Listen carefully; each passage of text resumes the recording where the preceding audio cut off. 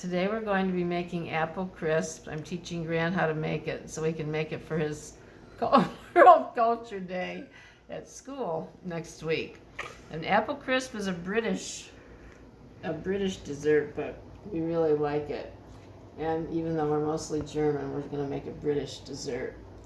So I'm going to start out by making the topping, having that ready to go. And I started out with 1/4 of a cup of butter. Now I'm going to add 1/2 cup of rolled oats. And 1/3 cup of brown sugar. You really should have everything prepared so you can just dump it in. We're going to add 1/3 cup of brown sugar. You can also add salt, but I don't usually add salt to anything.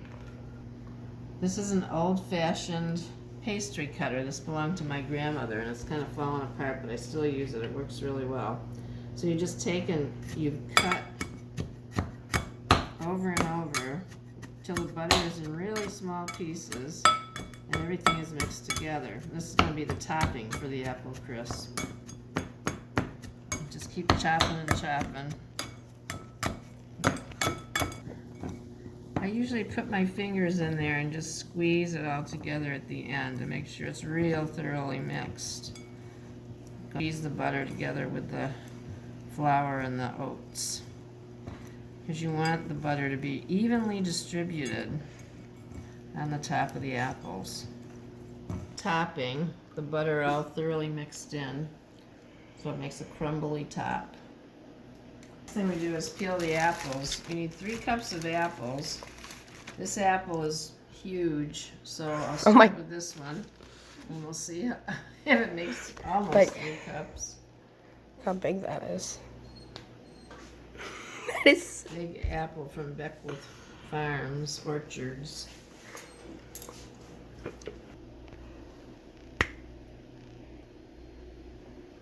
This is a Cortland apple. Cortlands are my favorite kinds of apples, and they're only available for a short time in the fall.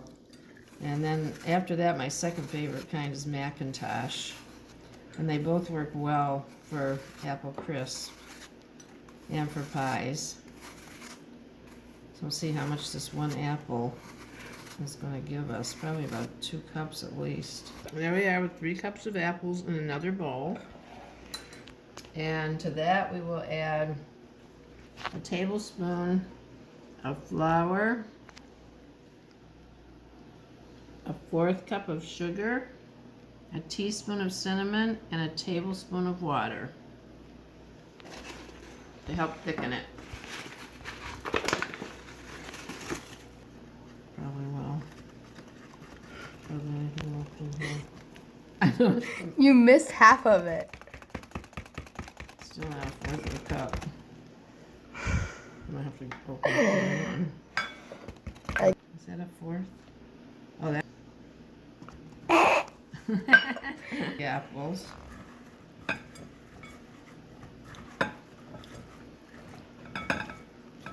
One. 1/4 cup of sugar. If your apples are sweet, you probably don't really need to add this sugar, but I'm going to add a little bit of sugar.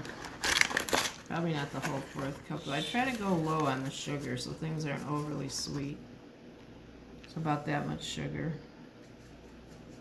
Because these apples are fairly sweet to begin with. So that was more like 1/8 of a cup of sugar. Toss that in. I'm going to put in a teaspoon of cinnamon. Put in a little extra, a little less. It's not going to make any difference with a dessert like this. The last thing we do is add a tablespoon of water. And then toss it all together one more time. Doesn't have to be perfect. Just try to cover all the apples. We're going to preheat the oven to 375.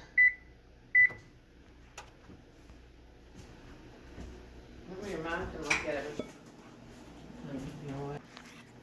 Now I'm greasing an 8x8 pan with butter.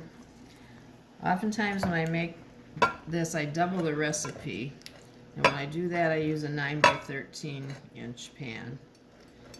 Today it's an 8 by 8. What? After you butter your pan, you're going to put your apples in first. Make sure you get all the good stuff, the flour and the sugar and the cinnamon into the pan, out of the bowl, and spread it around. Try to make it as even as possible. Doesn't have to be perfect, but you want it fairly even so it bakes evenly. And then after you get that done, you're going to sprinkle your topping all over the apples. It's ready to go into the oven as soon as it beeps that it's up to the right heat. And while we are waiting for this to get to 375 degrees, make sure you guys go hit that like button and subscribe button, because why not? It's free and it makes us happy. Okay, we're ready to pop it into the oven. And we're gonna bake it for about 30 to 35 minutes. I'll set the timer for 30 minutes and then we'll check it. While we're waiting for the apple crisp to be done, I noticed looking out the window that the bird bath is almost empty and there's a cardinal that's thirsty. Keeps coming back to water because there isn't much water around for them until it starts to snow. We haven't had much rain. So I try to keep this bird bath full so they can drink. It's just algae that'll sink to the bottom. It won't hurt them. All right, the timer just went off, right on cue. Woo. It smells like apples. Okay, it's bubbling all through, except right in the middle. So it seems like the apples are soft. We'll give it maybe 2-3 more minutes. 2-3 more minutes on the clock. Let's go. All right.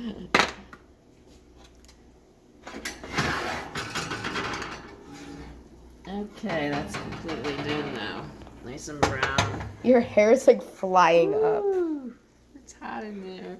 So yeah, that looks really yummy. It looks like way more like different on camera. Look, It does.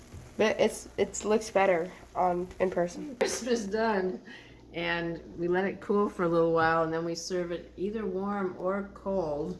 And you can serve it with ice cream, whipped cream, half and half, or you can milk, or you can just serve it plain. It's good any way you want it. And that's the end.